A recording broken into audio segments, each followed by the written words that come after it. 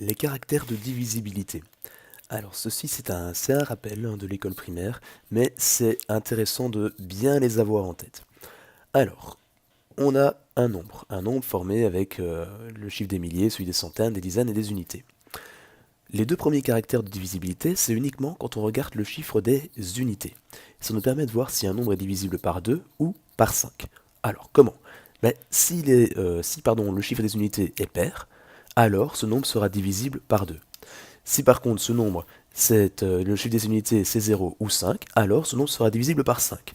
Exemple, si je prends 76, le chiffre des unités c'est 6, 6 est bien divisible par 2, il n'y a pas de souci, 6 divisé par 2, ça fait 3, donc 76 est bien divisible par 2. Si je prends 65, alors ici j'ai un 5 au chiffre des unités, pardon, donc il sera bien divisible par 5. Et là vous allez me dire, mais pourquoi est-ce que je ne dois regarder que le chiffre des unités? Alors c'est simplement parce que 10, donc la dizaine, est un multiple de 2 et de 5. Donc si c'est un multiple de 2 et de 5, il sera forcément toujours divisible par 2 et par 5. Si je prends le nombre 20, ça n'a pas de sens d'aller regarder le nombre 20, puisque le nombre 10 est déjà divisible par 2, c'est 2 fois 5, donc 20 est un multiple de 10, ça fonctionnera à tous les coups. Bon, si on étend un petit peu tout ça, on va regarder maintenant les dizaines et les unités. On obtient les caractères de divisibilité pour 4 et pour 5. Si le nombre formé par le chiffre des dizaines et des unités est un nombre divisible par 4, alors ce sera un nombre divisible par 4, tout simplement.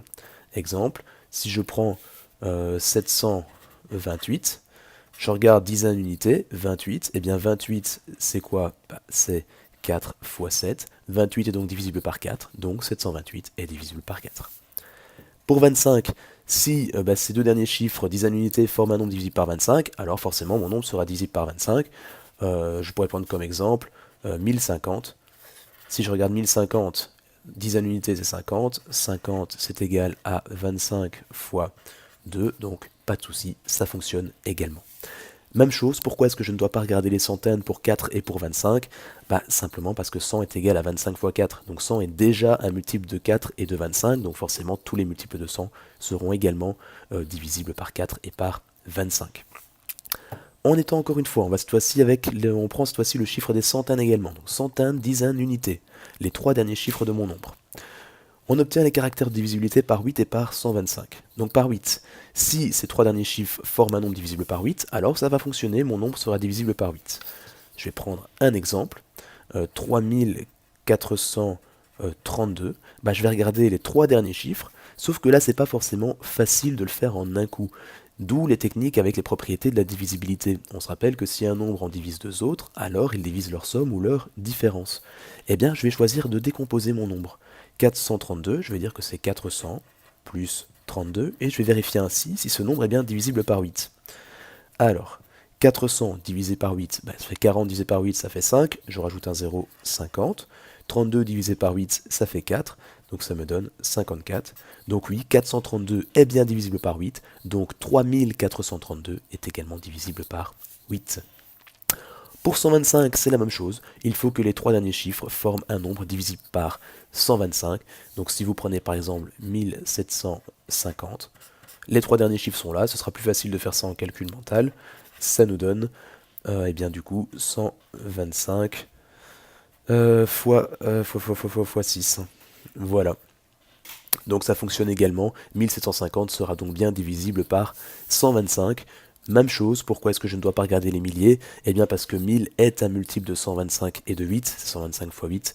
Du coup, tous les multiples de 1000 seront également divisibles par 8 et par 125. Cas particulier pour 3 et pour 9. Alors si la somme des chiffres composant mon nombre est un multiple de 3, alors ce nombre sera divisible par 3. Si c'est un multiple de 9, alors il sera divisible par 9. On va refaire un exemple, hop, je retourne ma feuille pour avoir un petit peu plus d'espace. Si je prends le nombre 723 et je me pose la question, tiens, est-ce qu'il est divisible par 3? Je vais faire 7 plus 2 plus 3, ça me fait 12. Or, 12 est égal à 3 fois 4, donc 12 est bien un multiple de 3, donc 723 sera divisible par 3. Si je veux le faire par 9, alors là j'ai pris un nombre un peu plus grand, 23 724. J'additionne à nouveau tous les chiffres qui composent mon nombre, 2 plus 3 plus 7, plus 2, plus 4, ça me fait 18.